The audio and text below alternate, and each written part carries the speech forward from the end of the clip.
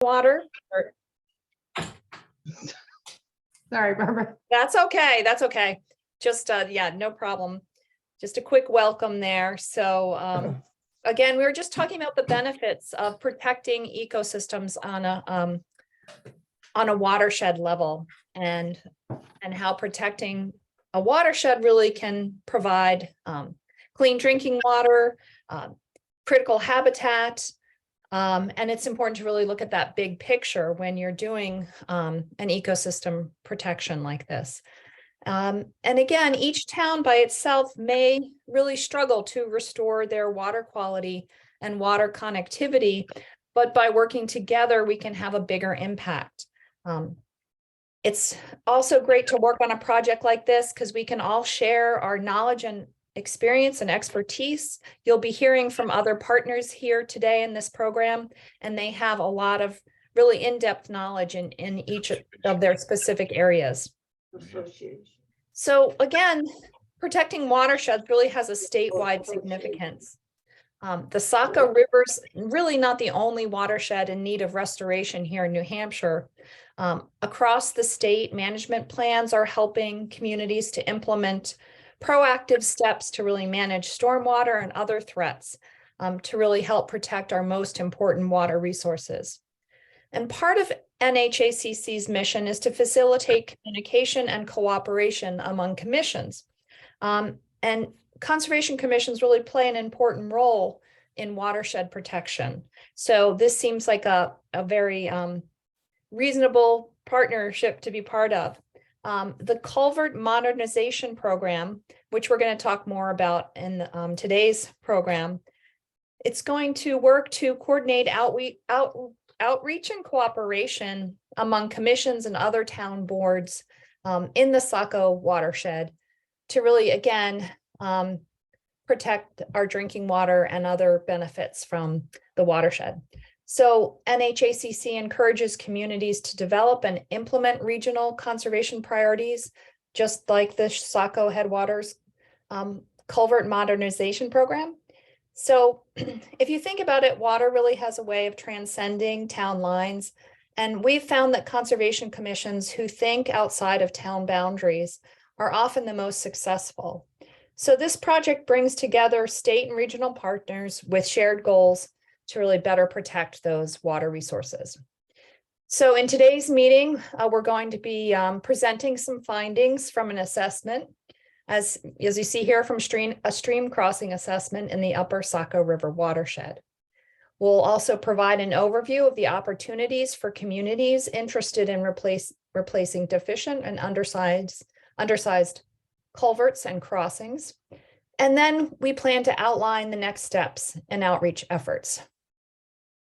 So our partners here tonight are New Hampshire Fish and Game. We have Ben Nugent and Diane Timmons. From North Country Council, we have Michelle Moran. From New Hampshire Geological Survey, from the Department of Environmental Services, is Brian Hauschild. And with the Saco River Headwaters, Nora Schwartz and Tom Gross. And again, we saw from the Green Mountain Conservation Group, we have Matt Howe and Tara Schroeder. And Tara was the one who started our program off. So at this point, I'd like our partners to introduce themselves. They just want to pop on their screens, say a quick hello, and then we'll get started on our program. Ben, do you want to say hi first? Sure. Thanks, Barbara. Hi, my name is Ben Nugent. I'm a fisheries biologist with New Hampshire Fish and Game. I've been working with stream crossing assessments and stream crossing replacement projects for over 10 years. And Diane? Sorry about that. Hi, No I'm Diane Timmons. I'm the Inland Fisheries Division Chief. Like Ben, I started in the field and also had been working on stream crossing assessments for many years, and now took an administration position and now work in Concord and get to participate in these types of events for fun. So glad to be here. Thank you. Michelle. Yeah, great. Thank you. Michelle Moran Gray. I'm the Executive Director of North Country Council, and we are the Regional Planning Commission and Economic Development District for the northern third of the state. And we've been working on stream crossing assessments, and that work for a few years now, partnering with New Hampshire Fish and Game and other entities to do watershed-wide assessments. Awesome, thanks. Brian with DES? Hi, everyone. My name is Brian Hauschild. As Barbara mentioned, I'm with the New Hampshire Geological Survey, and my primary role has been with the Stream Crossing Initiative, basically helping to facilitate the annual trainings to conduct stream crossing assessments and then helping to manage the database as data comes in. Wonderful. And we've got Nora Schwartz and Tom Gross. Tom. Tom, do you want to say hi first? Or Nora, it looks like we have you up if you want to say a quick hello. Hi, I'm Nora Schwartz, and I've been with Saco Headwaters Alliance for 3 or 4 years, and Tom is at the helm. There are a bunch of different people, but we meet with all of these people, all of these organizations over the last 5 years that the group has been involved, and I think have spearheaded this collaboration of amazing scientists. And this is just going to be a great presentation, and I'm thrilled to be part of it. Thank you. Excellent. Tom, did you want to say a quick hello? Yes, please. Tom Gross, president of the Saco Headwaters Alliance. Delighted to be a part of this alliance. Our mission is to protect the ground and surface waters of the entire watershed for all the reasons that you mentioned, Barbara. This is one ecosystem. There's connectivity across it. And if we're going to have a resilient watershed for the future, collaborating with one another and all municipalities is part of our vision. Delighted to be here. Well, thank you so much. All right, Tara and Matt, do you want to give another brief hello, or should we move on to Ben? Thanks, Barbara. Matt Howe, Executive Director, Green Mountain Conservation Group. We're delighted to be a partner in this project. Thank you all for coming. Thank you, Tara, for facilitating. Wonderful. Well, thank you all again. As you can see, we do have a great group here. And I'd like to turn it over to Ben from Fish and Game to tell us more about the culvert assessment. Thanks, Barbara. Next slide, please.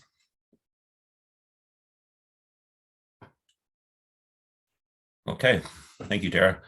So just to provide a little context of the New Hampshire portion of the Saco River Watershed, it's a large drainage area. It encompasses parts of 3 different counties in New Hampshire, but it's primarily in Carroll County. There's 32 different towns within the watershed area. It drains close to 870 miles, and close to over half of that is in conserved land. Most of it being in the White Mountain National Forest, and about 1/4 of the conserved land is outside the National Forest and other parts of the watershed. The elevation change here is drastic. It drops starting from 6,200 feet at Mount Washington down to about 450 feet in North Conway. It's an impressive change in grade along the way down. Most of the northern portion of the watershed drains into the main stem Saco River, while the southern portion drains into Ossipee Lake and the Ossipee River, flowing into Maine before joining into the Saco River before it enters into the Gulf of Maine in Biddeford, Maine. Next slide, please.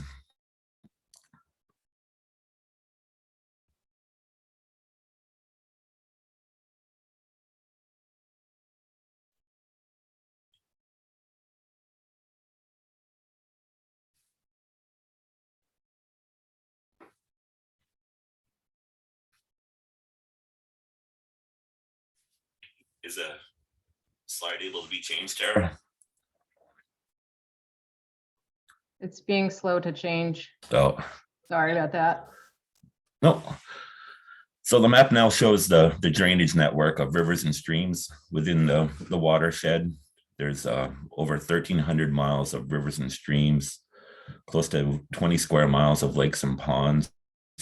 and 11 square miles of wetlands within the system. Next slide, please.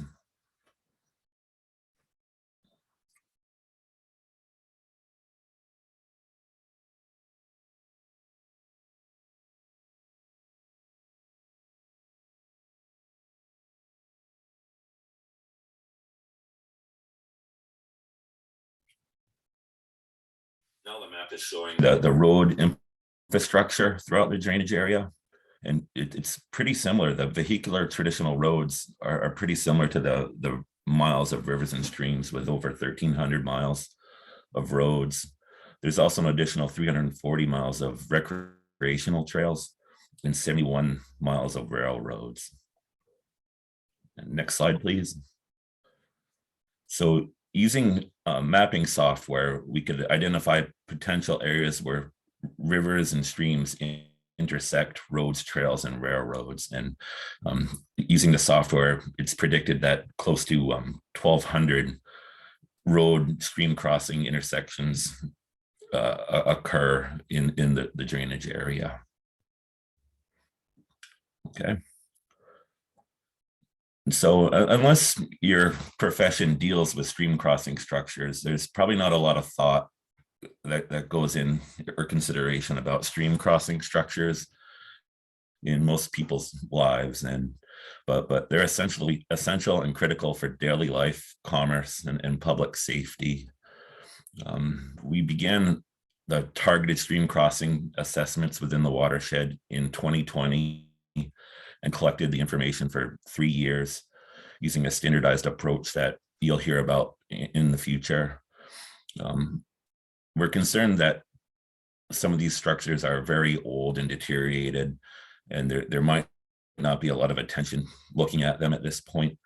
They do pose an inherent risk of failure, particularly the undersized stream crossings that are small enough where it has issues treating passing high flow events.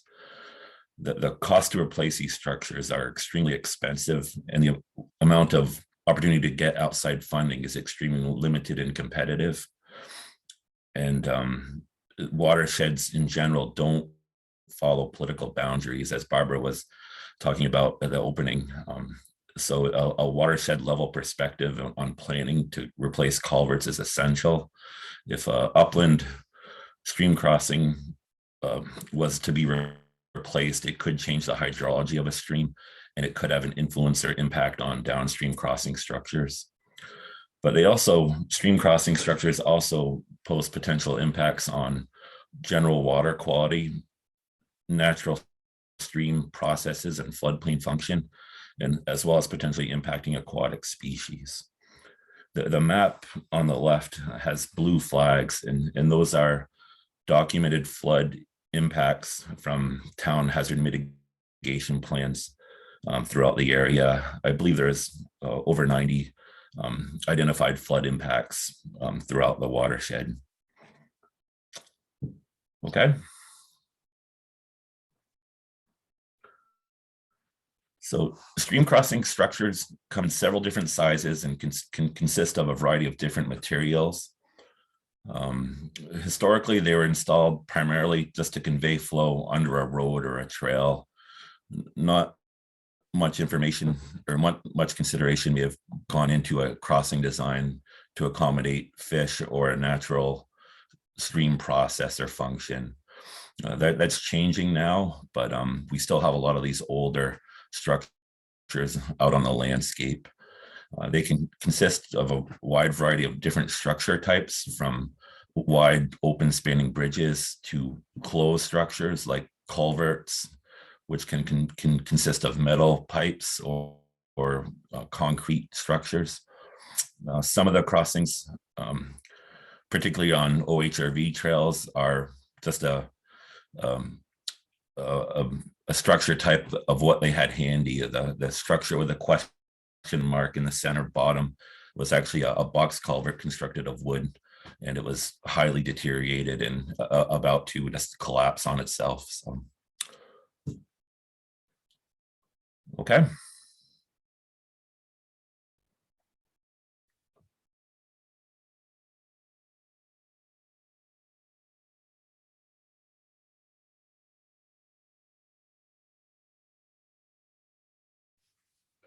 So to illustrate a good versus a poorly designed stream crossing structure, here's two different examples. The two double pipes on the left are an example of a poor stream crossing structure, while a newer bridge on the right is an illustration of a good stream crossing. Poorly designed undersized stream crossings require much more maintenance at a cost that comes up annually to clean the upstream side of the crossing from material that gets accumulated on the upstream side, reducing the hydraulic capacity of a culvert. Because they're smaller, they have inherent risk of failure. They cannot accommodate as much flow during high flow events. Over time, they can change the stream habitat and alter the stream bed elevation and actually serve as a barrier to aquatic species trying to move and migrate upstream. Over time, populations may not be able to recolonize areas or interpopulate and mix with existing upland populations. They also increase, the undersized stream crossings also increase the rates of erosion on the downstream side. As water is forced through an undersized structure, the velocity gets increased and it collects more energy and can create more erosion or scour on the downstream side. Conversely, on the upstream side, higher flows must slow down and material gets deposited on the upstream side and accumulates and potentially reduces hydraulic capacity. Conversely, the wide spanning bridge essentially has minimal influence on a stream. There's lower maintenance. It's expected to save cost over time because there's not a need to check for clogged material. It's going to have a greater resiliency because it can accommodate higher floods, higher flow events. It supports migration of all aquatic species. And it maintains the natural processes of a stream by allowing sediment to continue to be conveyed without interruption. Next slide, please. So again, streams crossing structures do have a risk of washing out and failing. And over time, you're looking at historical rain events and looking at future predictions, it does seem like more intense rain events over shorter periods of time is predicted for New Hampshire. Crossing structures tend to be replaced more as a reactionary approach. This proposal that we're presenting tonight will be more of a proactive approach and will hopefully address problematic stream crossings before they do fail. Okay, next slide, please. So again, streams are dynamic. They're consistently picking up stream bed material. If there's energy in a stream bed material size, it is conveyable at that rate. And there are several different influences that can alter how sediment is being conveyed in a stream. The drainage area upstream of an area can influence how streams behave, as well as land use changes such as land clearing and an increase in pervious surface concentration that will increase runoff rates going into the stream and give streams more energy potentially. Soils and the local geology of an area can also impact how a stream behaves, as well as slope and the climate, as in precipitation rates can also influence how a stream behaves and conveys material downstream. So the two culvert pictures on the lower right-hand side, the center one is an illustration of an outlet of a culvert. And the red line is showing once where the stream bed elevation was. It was at grade with the culvert outlet, but over time, the scour, that increase in energy, reduced the elevation of the stream bed material. And now you have a perched culvert, which makes it difficult for aquatic species to migrate through. And on the upstream side, the lower right-hand picture It shows an undersized culvert where a lot of material was dropped because flows were forced to slow. And this is at the inlet side of a structure, and the capacity to accommodate higher flows is now reduced. The upstream aerial image tries to illustrate the same point, that when you have a constriction point, things on the upstream side get settled out because there's a loss of energy, and you have that converse reaction on the downstream side with an increased amount of energy where you see more scour. And these behaviors can occur at any stream size. It's magnified as stream sizes increase with more energy in the material that they can convey downstream. Next slide, please.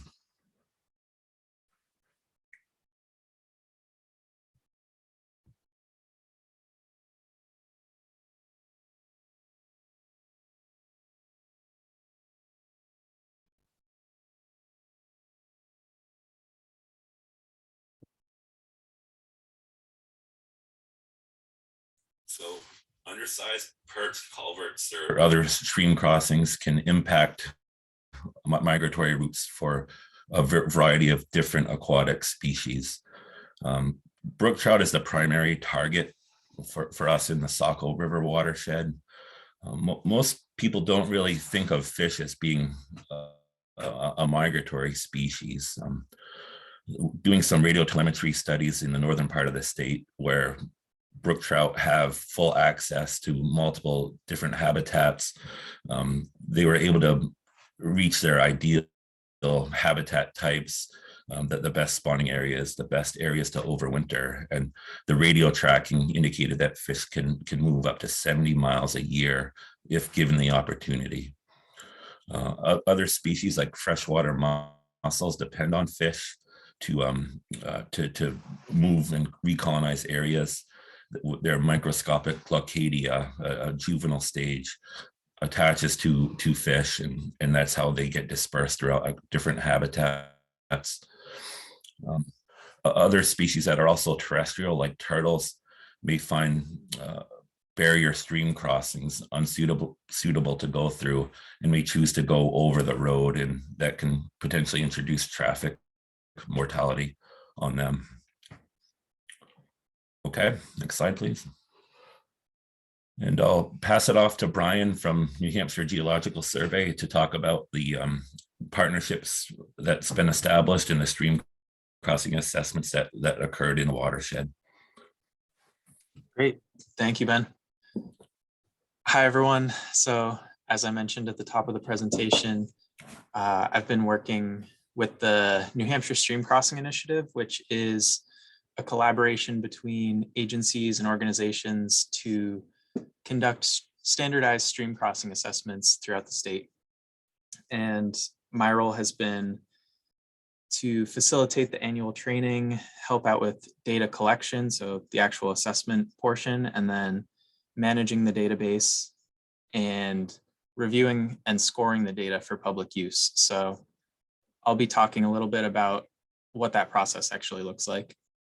So I'll just give a quick background on how the New Hampshire Stream Crossing Initiative actually got started and why this work is so important.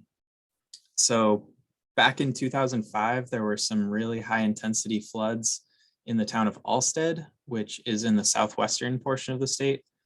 And you can see in this picture here where the culvert used to be, it was completely wiped out and took out huge sections of the road as well. And a wall of water was sent rushing towards downtown, and there was major infrastructure damage. And sadly, in that event, 4 people ended up losing their lives. And so that was just a really catastrophic event. And then there was even more devastation in the following years with the Mother's Day floods of 2006, the Patriots' Day floods of 2007. And so this kind of culminated in an independent flooding analysis from FEMA to be conducted in 2008. And one of the results from that study was for a variety of state agencies, specifically DES, the Department of Transportation, and New Hampshire Fish and Game to basically begin collaborating with each other and developing a comprehensive stream crossing assessment program so that we could evaluate flood risk, aquatic organism passage, as Ben mentioned, structure condition, and basically how well the culvert fits within the stream channel. So next slide, please.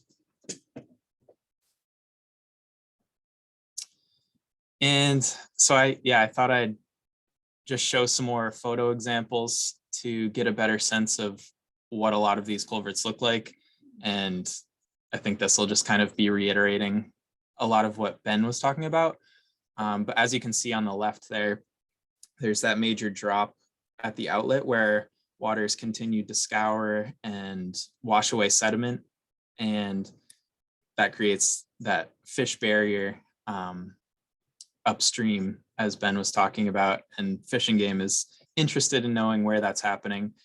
So that's one of the parameters that's being assessed, is how big that outlet drop is and if it exists. So you can also see in that top left photo, there's some rust on the steel culvert. So that would be something DOT might be concerned about with structure condition. And then in those two left photos, there's also scour undermining the structure, which is something that goes into the one of the scores that I'll be talking about later in the presentation.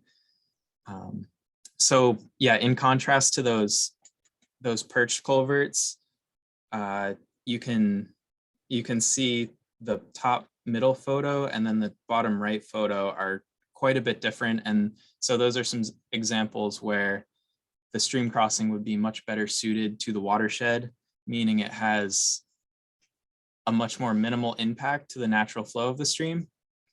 And so you can see the natural substrate throughout that open bottom arch culvert.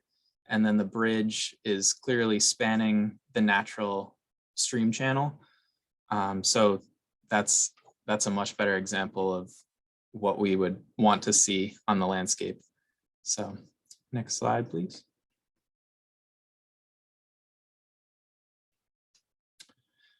And so, yeah, I was just starting to mention some of the parameters that we look at for each stream crossing assessment. And in total, there are about 90 different parameters collected at each stream crossing or culvert.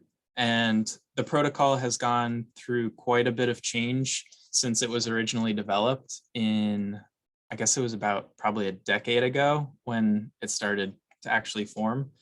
But as of this year, there are about 14,000 of a predicted 21,000 crossings that have been assessed throughout the state. So I think that's worth appreciating, and that's thanks to everyone that's been out there assessing stream crossings. So for that to happen, the Stream Crossing Initiative has hosted free all day long trainings each year so that organizations can collect standardized data under this protocol and eventually have their data published. So next slide. So with those annual trainings and the occasional field trainings, with the guidance that comes from those, the assessment teams that are out in the field are really well equipped to collect great data.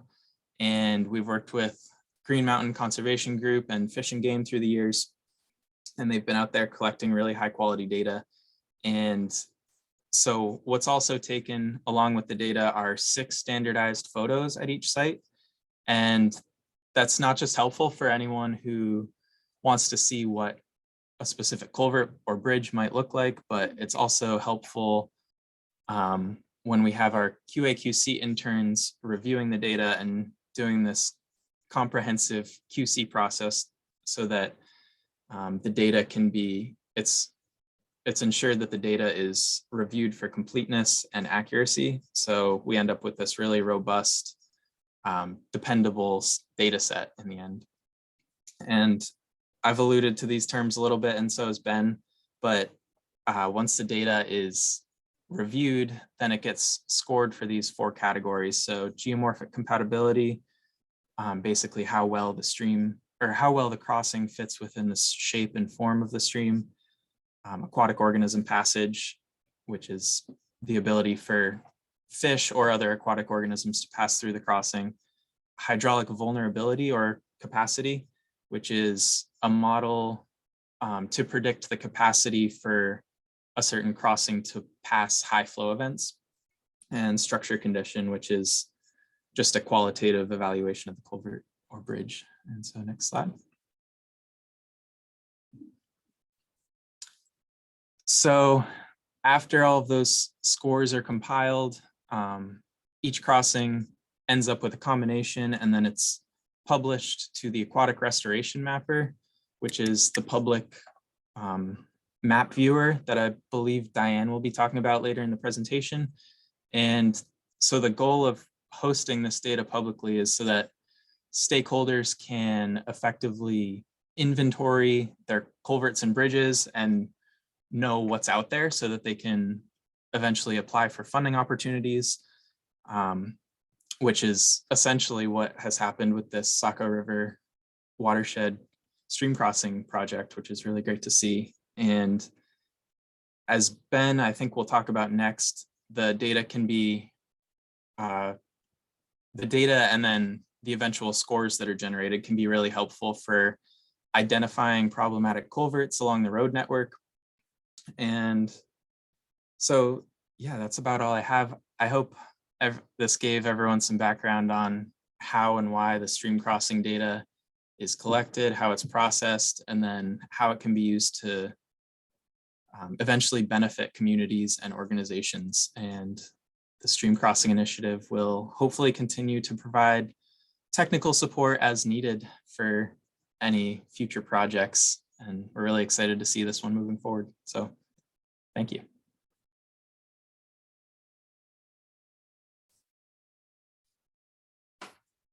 Thanks, Brian. Nice job.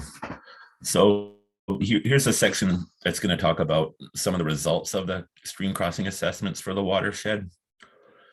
In all, there was close to 1,100 stream crossings visited by assessment teams. They found that 137 of them are privately maintained and 44 crossing sites were inaccessible. The terrain was too steep. It wasn't safe to do the assessment. But in general, most of the stream crossings are closed systems, round pipes or box culverts. If you added those up, and about 36% of the stream crossings encountered were bridges. Okay, next slide, please.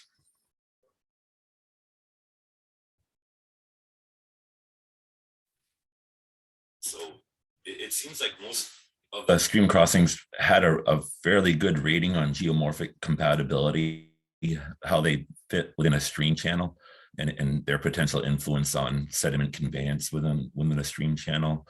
Very few were noted to be fully incompatible to the stream's natural geomorphology. But one issue of concern is the structure width compared to the bankful flow width. And generally with new stream crossing structures, as a rule of thumb, we recommend a structure in general be 1.2 or 120% of the width of the bankful flow. And a bankful flow width is a flow event that isn't as intense as a 100-year flow event, but it happens more frequently, and that kind of dictates how a stream behaves. And throughout our assessments, the average width of a structure was only 63% of the channel bankful width. So it's kind of showing that there is a lot of undersized stream crossings within the watershed from the assessments. Okay, next slide, please. The aquatic organism passage scores, it had a pretty good ratio of full passage for aquatic species for this watershed. Other watersheds have a lot lower amount of stream crossings providing full AOP, but to some extent, over half of the stream crossings encountered had some level of form of barrier to some aquatic species. The most common form of a lower aquatic organism passage score is probably either the perch being present where fish can't jump through, or a crossing not having a natural stream bed material in it that just gets scoured away within culvert pipe structures. Okay. And Brian mentioned the vulnerability scores, and this is just a index of predicted flow elevation at a crossing structure site. And the results are categorized into 3 different parameters. A passing event predicts the flow to be at or below the height of the structure. The next level of concern would be a vulnerable category, and that's predicted to have a flow elevation of above this culvert structure itself, but below the road fill. And the most alarming parameter that can get scored is an overtopping situation. And that can not only temporarily close a road, but also has the potential to wash out the complete crossing structure, or at a minimum, introduce a lot of road fill into the stream, which could have impacts on aquatic species. So this vulnerability model can be used during different year flow events. And we use the 2, 10, 25, 50, and 100-year flow event. And year flow events are an index of probability. It doesn't mean they happen every 100 or 2 years. It's a percentage of the likelihood that it can occur in a given year. So a 100-year rain event is predicted to have a 1% chance to occur in any given year. So there is the potential to have multiple 100-year flow events within several consecutive years if we do get intense rain events. So with the graphs illustrating the 2-year rain event on the top and the 100-year rain event, the models predict that for the 2-year event, 79% of the stream crossings that we assessed do pass a 2-year event flow. Conversely, which is pretty alarming, is at the 100-year rain event or storm event, 69% of the stream crossings that were assessed were predicted to overtop. There are some limitations with this model. It's limited to stream crossing structures that are less than 20 feet wide and stream crossings on stream habitats that aren't associated with wetlands or lakes or ponds. So it's pretty alarming if these models are predicting this many, these crossings are at elevated risk of overtopping. Next slide, please. So in New Hampshire and probably in most of New England, there isn't one fully accepted approach to prioritize stream crossing structure replacement in a watershed or at the statewide level.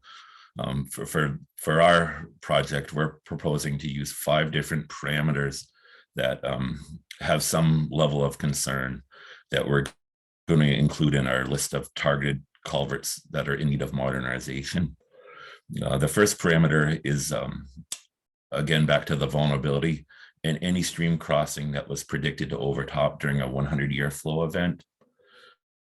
We also included existing crossings that were identified in flood hazard mitigation plans at the town level. We also included structures in poor condition noted during the assessments, structures having poor aquatic organism passage scores. So either they were full barriers to fish movement, or only good swimming fish could access upstream habitats. And there's an undetermined parameter yet, and that's when we engage communities at a smaller level and learn about any other problematic culvert that we haven't identified yet. We'll also include on our list of culverts that need to be modernized. And using the data just to get a sense for the number of culverts that that we're seeing that are needed to be in need of modernization. It's close to almost half the stream crossings that were assessed in the watershed. 498 of the 1,100 stream crossings that were evaluated.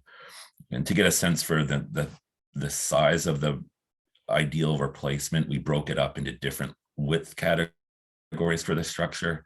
So most of the culverts that we're predicting to be replaced are the smaller category, maybe a 12-foot structure width of a new structure would be a good accommodating dimension, but it's still, everything is site specific. We'd have to get to every site and do more solid, permitting and engineering.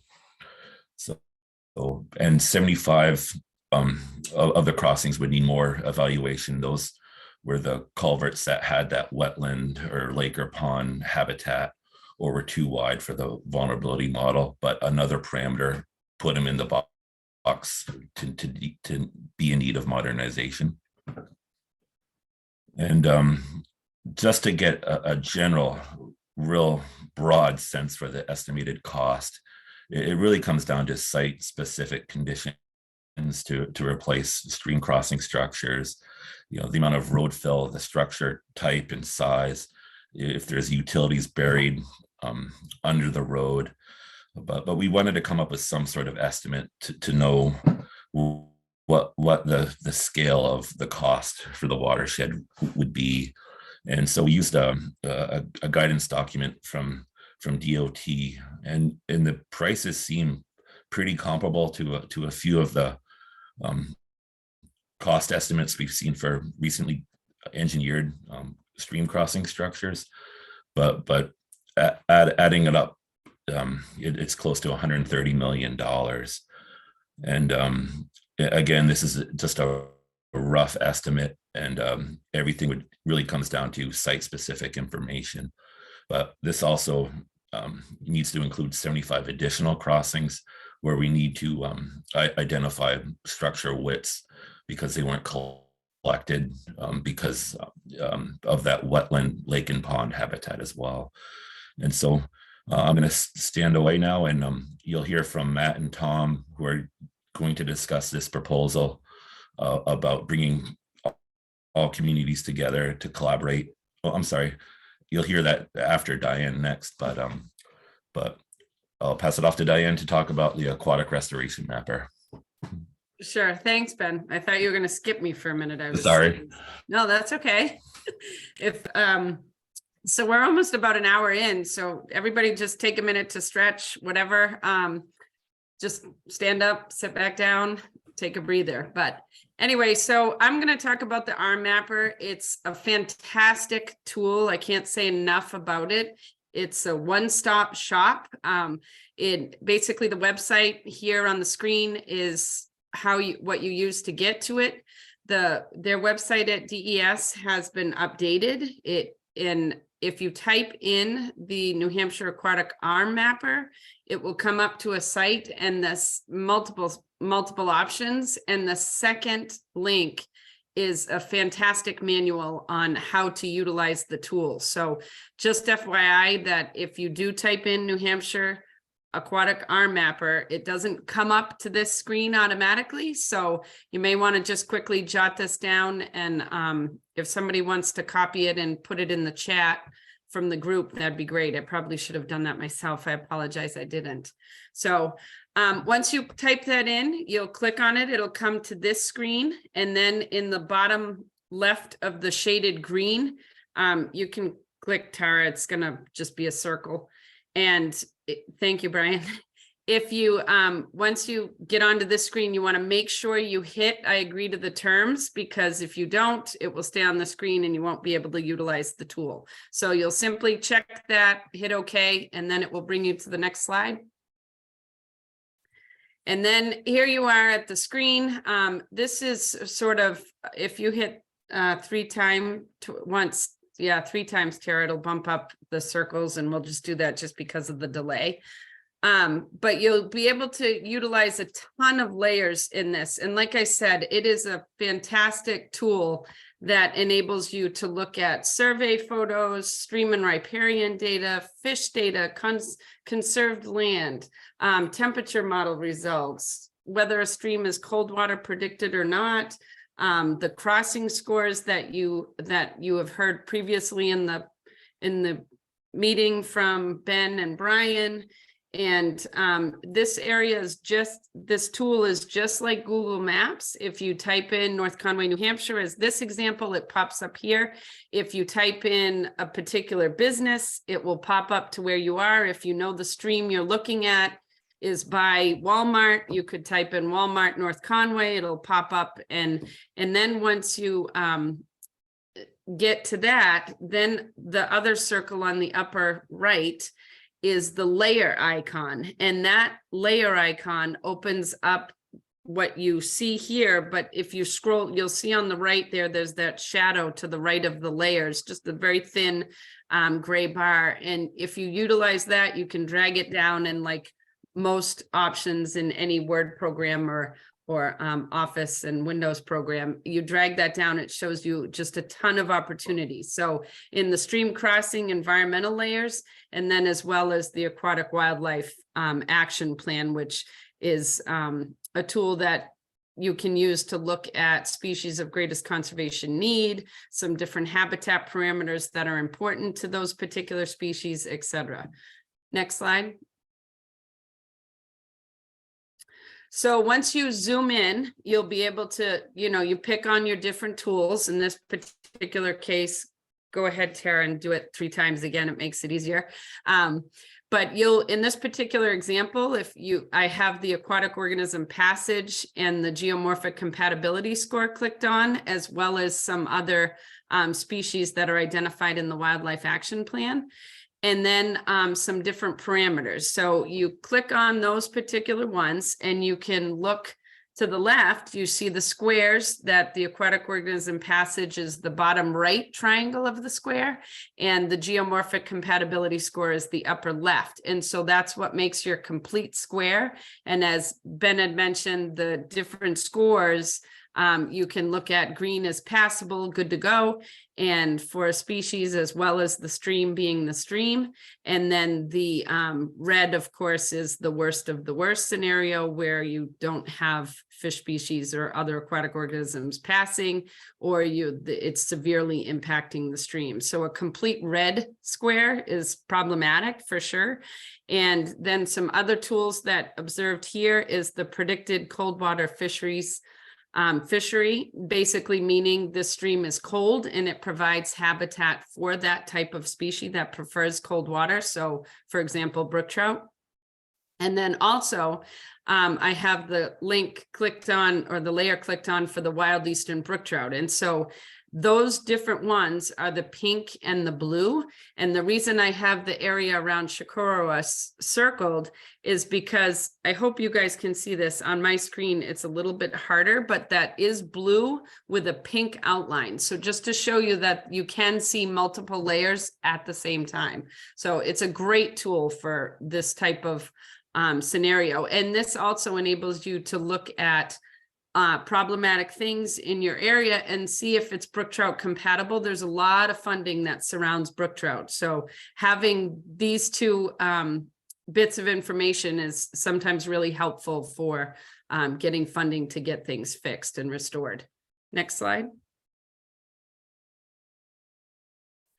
So now we click on, and just to give you getting into that, segueing in, you can zoom into an area, just pick your fish layers. So you're looking at the aquatic organism passage, whether things can actually pass, as Ben mentioned with that radio telemetry study that New Hampshire Fish and Game did in the Dead Diamond River. Some of those fish traveling 75 miles is tremendous. Most of our crossing distances are somewhere around 0.3. So just to give you an idea of, a wild brook trout population that exists in an area where they can move, they're not fragmented, and then you bring it down to more populated areas, and you're looking at a severely fragmented location. And so really, really important to be able to look at this information when you're prioritizing your culverts or identifying your stream crossings that can be problematic. And so again, you can look at whether or not the crossing score is good or bad or medium. And then you can also look at whether or not there is brook trout in the area from our data, as well as predicted temperature models and predicted habitat conditions that exist. Next slide. And then once you figure out where you are, you can also utilize tools. Go ahead and click there. You can utilize different icons that enable you to do some analysis. So the graph on the upper, or the figure on the upper left, shows you this, and it shows the pie chart under those conditions that are on the screen. And then on the right side, when you zoom in, you can see that the pie chart changes to the locations that you're now looking at on the screen. So it really enables you to get some good detailed data for that location that you're looking at. And then, which of course allows you also to be able to write better grant opportunities and be able to, again, help prioritize the crossings in your communities or in your area that you're interested in.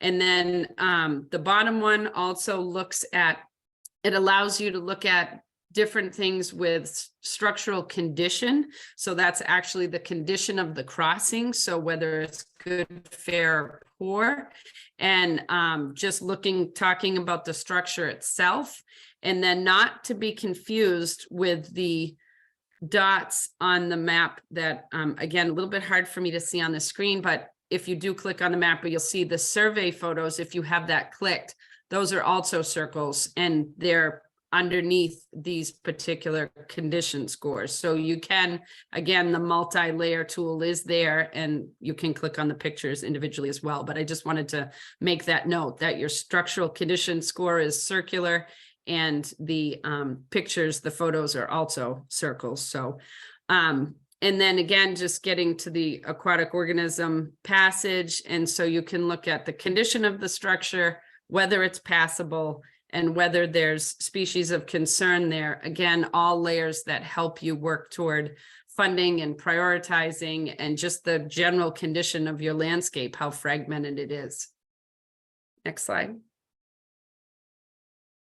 And why do we care? So Ben had mentioned the vulnerability and the discussion on the flood resiliency, and then also aquatic organism passage and geomorphic compatibility.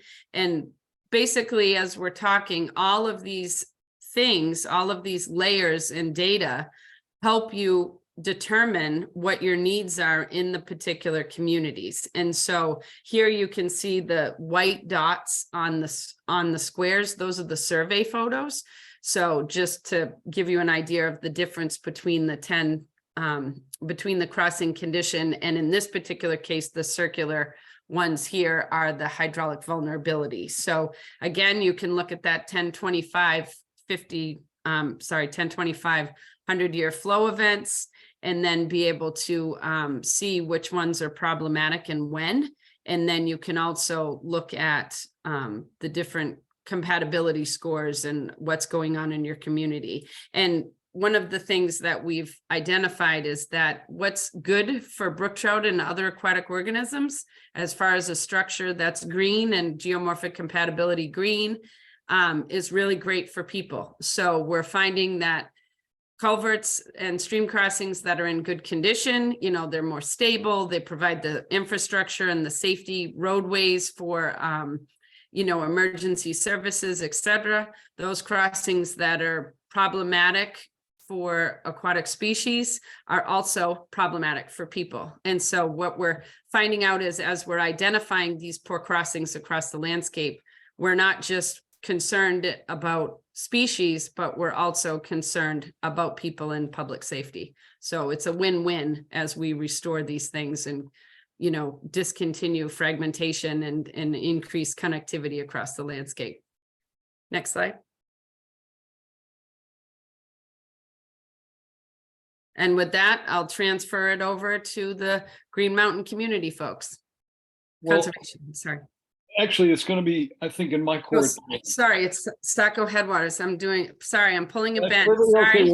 We're all partners, and I'm delighted to be able to talk to you about how North Country Council, Michelle Moran Gray, Green Mountain Conservation Group, Matt Howe, Tara Schroeder, ourselves at Saco Headwaters Alliance, and Diane Timmons and Ben Nugent at Fish and Game, we've collaborated on putting together a proposal to develop a strategy that could actually accomplish the restoration, modernization of 100% of all of the culverts in need that we've had this wonderful presentation to describe for us. We're calling it the Upper Saco River Watershed Municipal Capacity and Capability Building Program. That's a lot of words, and the reason we chose all those words, it's accurate in terms of what we intend to do in speaking with you on the call who are from the municipalities, and it also captures the language of the funding source, FEMA. In their program, Building Resilient Infrastructure in Communities Grant, which is the BRIC grant, they identified their #1 criterion for funding is building capacity and capability on the municipal level. They recognize, as has been mentioned many times in this conversation, the critical role that municipalities play in protecting our environment. And this proposal aims to enlist all of you good folks who do all this incredible good work for us in maintaining our towns to join us in this effort. And the towns are listed here.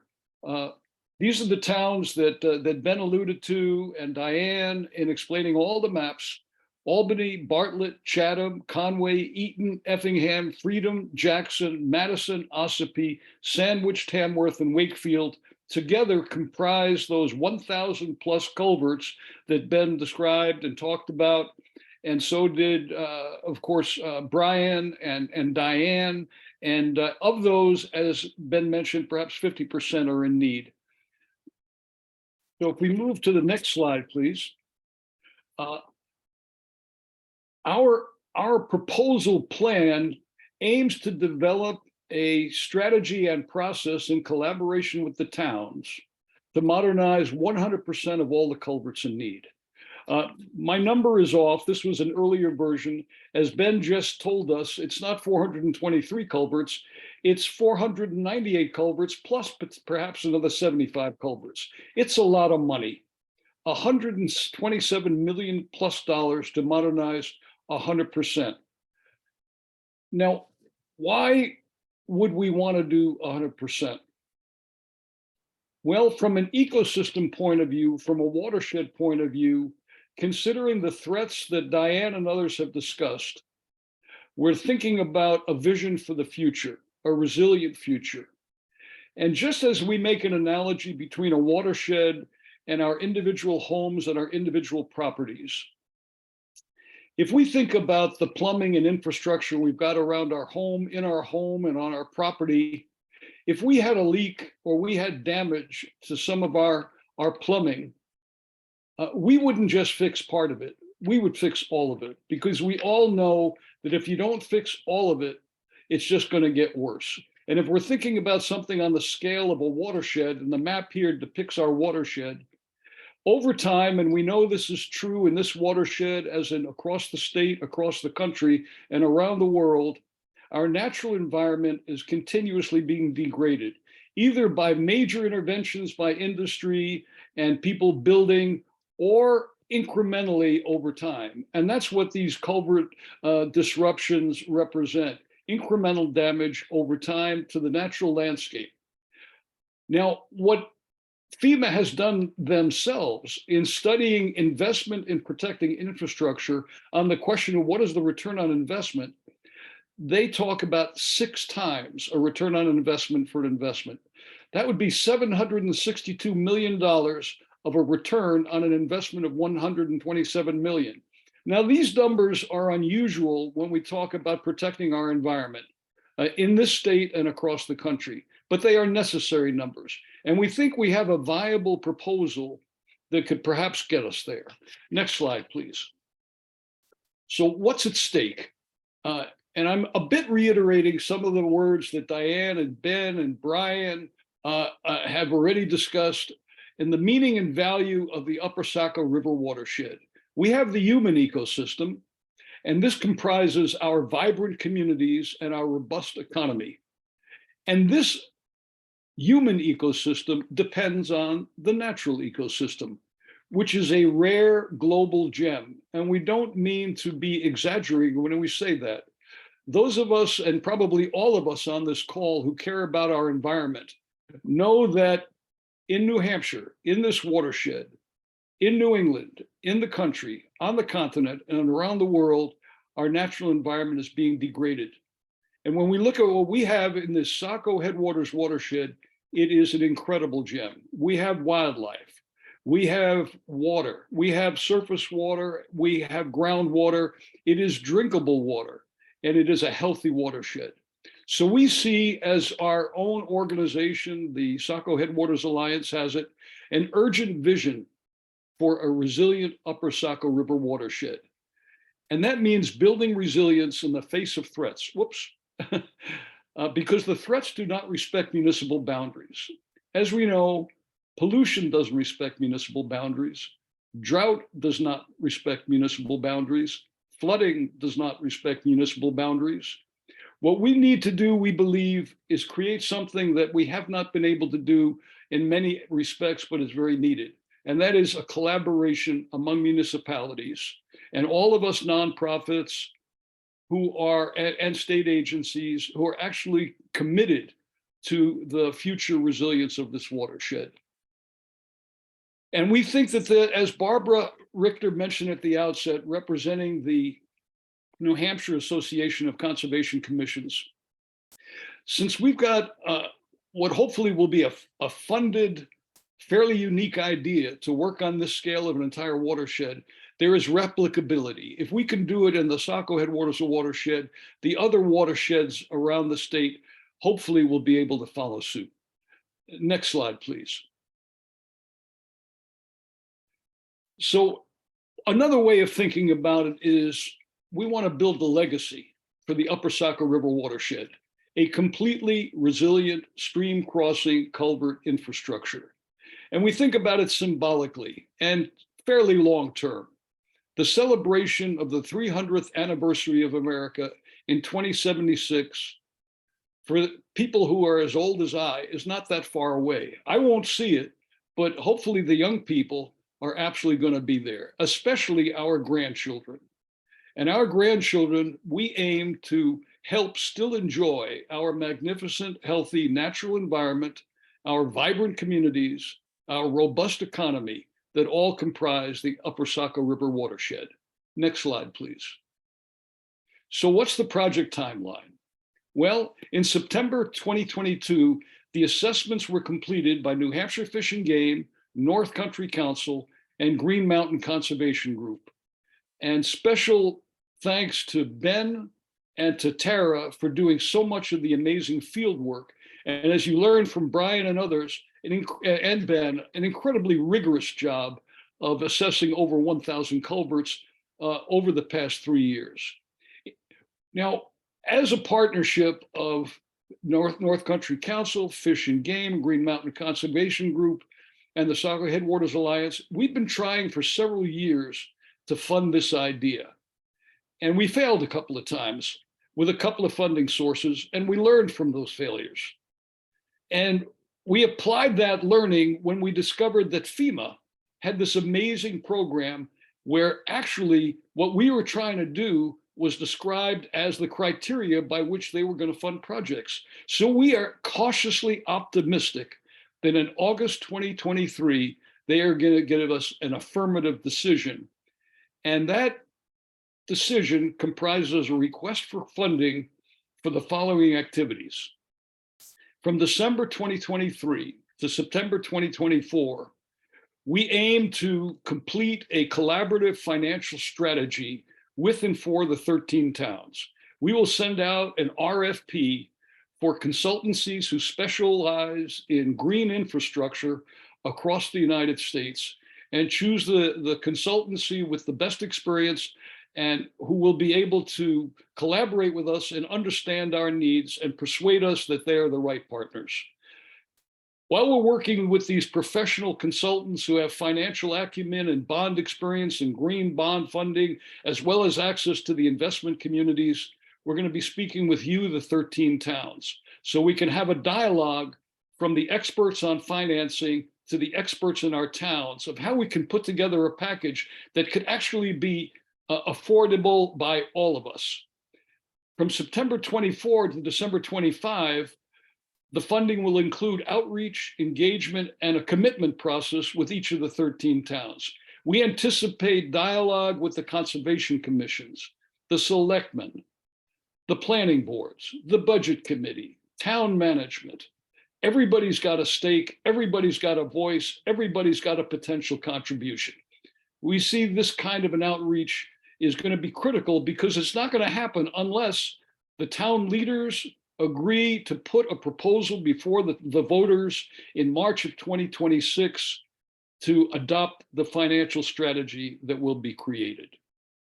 That's our aim, that's our timeline, that's our hope. Thanks very much. Over to Tara. Okay, thanks, Tom. So next steps, Tom did a really good job of outlining the road ahead. And I know that this may all seem overwhelming, but our goal is to have this process for towns be less overwhelming by tackling it with this collaborative approach and completing the financial study to figure out the best way to go about improving crossings for all the reasons previously mentioned tonight in the program. So after the FEMA grant is approved, we plan to kick things off with a regional meeting of stakeholders from all 13 towns next winter. So look for invitations in the fall. The regional meeting will be followed by smaller meetings, gathering 2 or 3 towns that are neighboring towns together. And at these meetings, we'll include project team updates, a closer look at the assessment data on a town by town level. We'll begin to develop working groups, work with maps and project team leaders to develop a prioritization process for culvert upgrades, and take a deeper dive into the financial strategy for modernization of all culverts in need. So we do have a plan, rest assured, for the road ahead, although this may seem like a lot. I know from my experience working the past 3 field seasons and the interim with this project team that we've got a lot of expertise and a lot of knowledge on this team and a lot of dedication. So encourage folks to take advantage of this opportunity to work with us all in the years ahead. So one question that I have for folks, just to glean some information for all of the folks that are on the call tonight, I'm wondering if you can add in the chat feature whether or not your town already has a list of prioritized culverts. Maybe you can add your name and the name of your town and yes or no or don't know. And if you don't know, here's your homework. Maybe start the conversation with your town's road agent or DPW now and get the ball rolling on this process. All right, so if folks are interested in doing that in the chat feature, now's your chance. I'd love to hear from folks on the call tonight, whether or not you know about that. And I'll pass it back to Tom. Well, if there's any follow-up, we at the Saco Headwaters Alliance can serve as liaison and coordinates for all the experts from whom you've heard on this call. That includes Green Mountain Conservation Group, Fish and Game, North Country Council. And all the experts are right here. Tara, Ben, Diane, Michelle, Matt. And our role in the Alliance is very much facilitating, catalyzing, and reaching out to the various potential partners who we might have. Now, Green Mountain, of course, is already very close to many of the towns in the Ossipee area. Saco Headwaters Alliance, we're located here in Conway, so we're pretty familiar with the towns in the midsection. as well as the Upper Saco River, all the way to the headwaters of Hart's location, and North Country Council, of course, in the northern section where they've done the assessment. So any questions we can facilitate, please fire them my way, and we'll take it from there. Thanks so much. So thanks to folks who are entering some information in the chat feature. I really appreciate that. There are a few questions that were asked throughout the evening's program. And I don't know, we want to start, Diane, maybe with the response you had for Susan's question so that everyone can hear what makes wetland and ponds problematic for evaluation.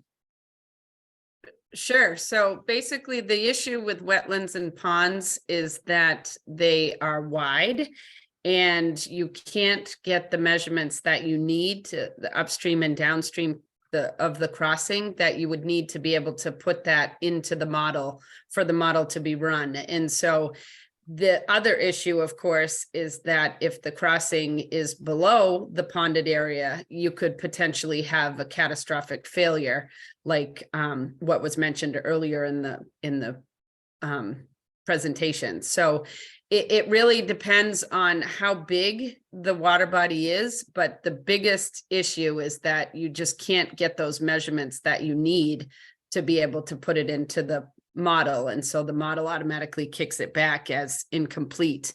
And so you tend to have issues with that. Okay, another question comes from Kurash. I hope I pronounced that right. How are these 423 culverts going to be prioritized? Which culverts are going to be replaced first from these culverts? And you started to answer that in the chat, but maybe you can reiterate how that was done with Plymouth State University. Yeah, so actually Ben was a part of this project collaborating with Plymouth State University and the rest of the folks that were involved. I mentioned just briefly, but they worked together with a graduate student and utilized a bunch of parameters to come up with the prioritization model.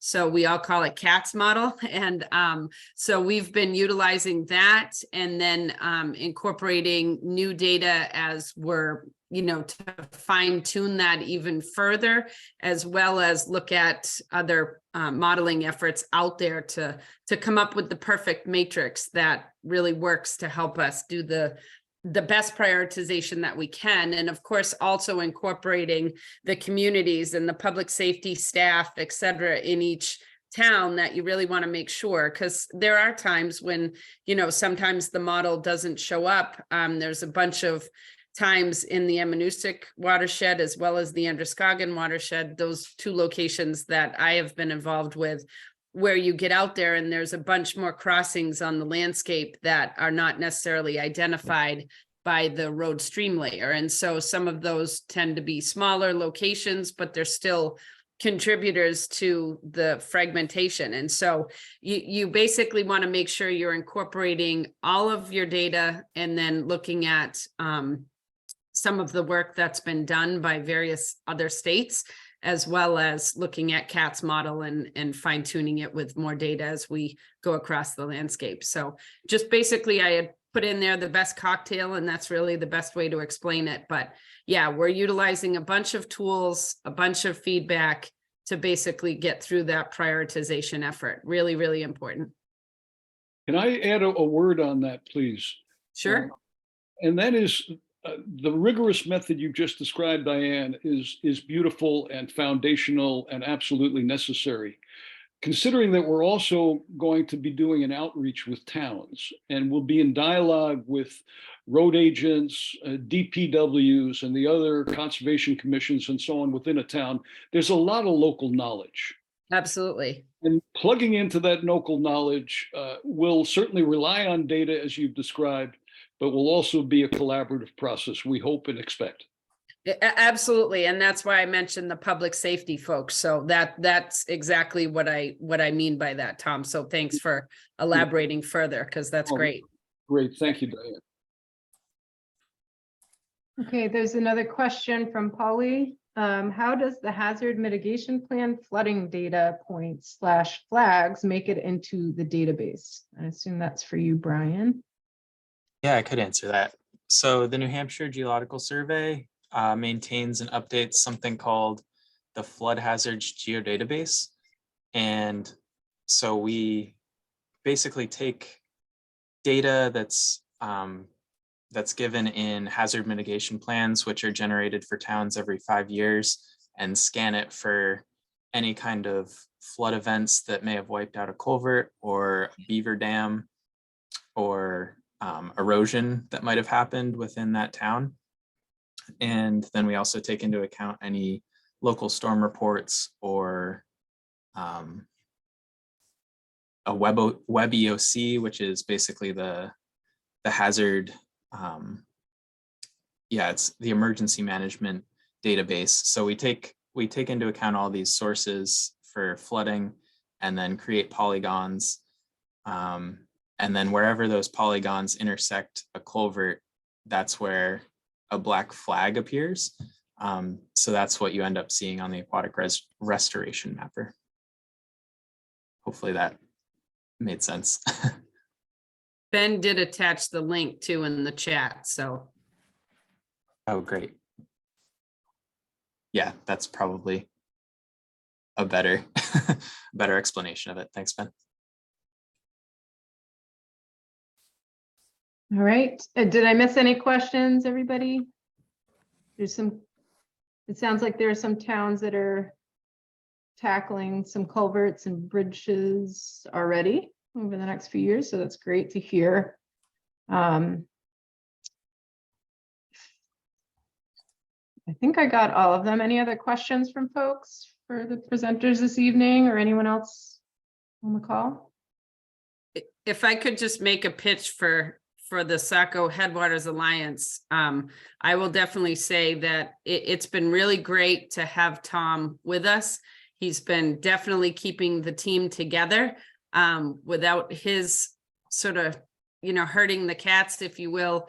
I think that we would all get caught up in our collecting of data on our own realm. And so it's been really fantastic to have you, Tom, be our liaison and be our leader. And so for communities that are out there on this presentation, Tom means what he says as far as his offer to have you get in contact with him if you are interested in pursuing any efforts. And Tom will definitely be able to relay that to the rest of us on the team. So just really great opportunity for you and great person. Oh, you're so kind, Diane. And right back at you and Michelle and Tara and Matt and Ben. It's been a great, exciting journey working with you. Thanks so much. Karush has a question, and I'm Yes. sorry, massacring that, I'm sure.